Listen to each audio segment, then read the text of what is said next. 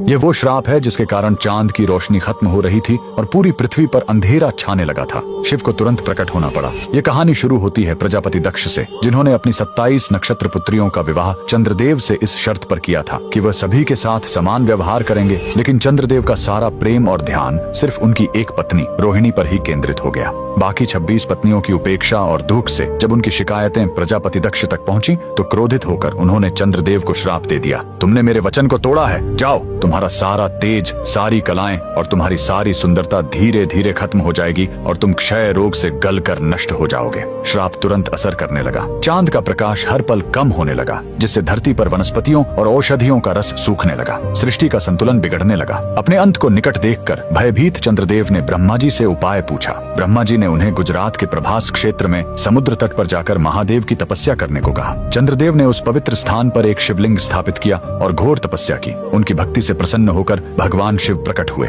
उन्होंने कहा, मैं दक्ष के श्राप को पूरी तरह खत्म तो नहीं कर सकता, लेकिन उसका प्रभाव कम कर सकता हूँ। शिव ने वरदान दिया, तुम कृष्ण पक्ष में 15 दिन क्षीण होगे, लेकिन शुक्ल पक्ष में 15 दिन फिर से पूर्ण हो जाओगे। उन्होंने चंद्र को अपने मस्तक पर धारण कर लिया और चंद्रशेखर कहलाए। और जिस ज्योतिर्लिंग की चंद्र ने पूजा की थी वो सोमनाथ, सोम यानी चंद्र के नाथ के नाम से प्रसिद्ध हुआ। और यही सोमनाथ मंदिर भारत का पहला ज्योतिर्लिंग आज भी गुजरात के वेरावल में उसी समुद्र तट पर शान से खड़ा है जहाँ चंद्रदेव ने श्राप से मुक्ति पाई थी। लेकिन रुकिए, इस मंदिर का एक और रहस्य है। यहाँ मौजूद बाण स्तंभ यह बताता है कि यहाँ से लेकर दक्षिणी ध्रुव तक समुद्र के रास्ते में कोई जमीन नहीं है। भगवान शिव के भक्त कमेंट में हर हर महादेव जरूर लिखें।